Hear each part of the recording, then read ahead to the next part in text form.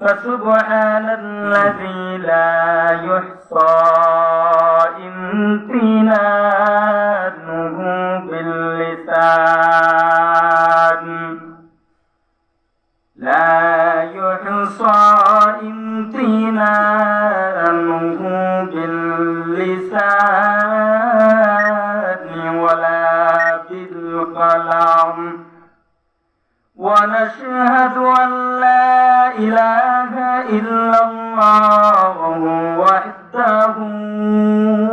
لا شريك له لا ضد له ولا مثل له ولا مثيل له ونشهد أن سيدنا وسندنا ومولانا محمدا عبده ورسوله الذي أرسله بالحق بشيرا ونذيرا وداعيا إلى الله بإذنه وسراجا منيرا أما بعد فأعوذ بالله من الشيطان الرجيم بسم الله الرحمن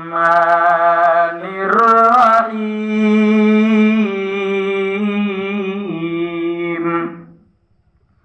والذين جاهدوا فينا لنهدينهم سبلنا وإن الله لمع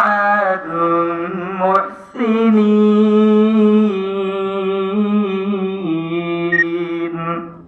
وقال النبي صلى الله عليه وآله وسلم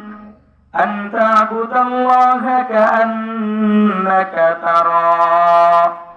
فإن لم تكن تراه فإنه يراك أو كما قال النبي عليه الصلاة والسلام مجبور اے سید عالم مجبور ہو اے سید عالم دیدار دکھا دے نہیں آواز سنا دو دیدار دکھاتے نہیں آواز سنا دو میں صورت یوسف کو نہیں چاہنے والا میں صورت یوسف کو نہیں چاہنے والا میں قیس کے مانند نہیں عاشق لیلا میں قیس کے مانند نہیں عاشق لیلا میں عاشق مولا ہوں میرا عشق دیوانہ میں عاشق مولا ہوں میرا عشق دیوانہ یہ جملہ جہاں جس کے تجلی سے اجالا یہ جملہ جگہ جس کے تجلی سے اجالا الحمدللہ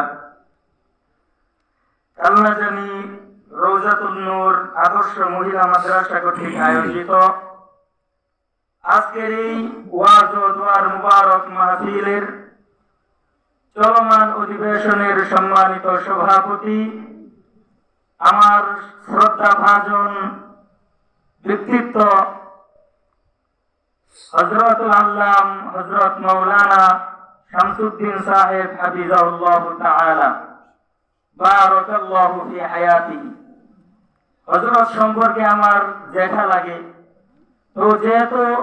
আলেম আমার পাশে আছেন, ওই অনুযায়ী আমি এতটুকু আশা করছি যে যে আয়াত ও হাদিস তেলাওয়াত করেছি, ওই আয়াত ও হাদিসের আলোকে কথা বলার সাহস একটু ভালো করে পাবো ইনশাআল্লাহ। তো আল্লাহ রাব্বুল আলামিনের দরবারে অসংখ্য অগণিত শুকরিয়া যে মহান রব্বুল আলামিন আমাদেরকে আজকের এই মাহফিলে আসবার বসবার তৌফিক দান করেছেন। এই জন্য সকলেই কালিমাতুশ শুকর আদায় করি, সকলে বলি আলহামদুলিল্লাহ। আলহামদুলিল্লাহ।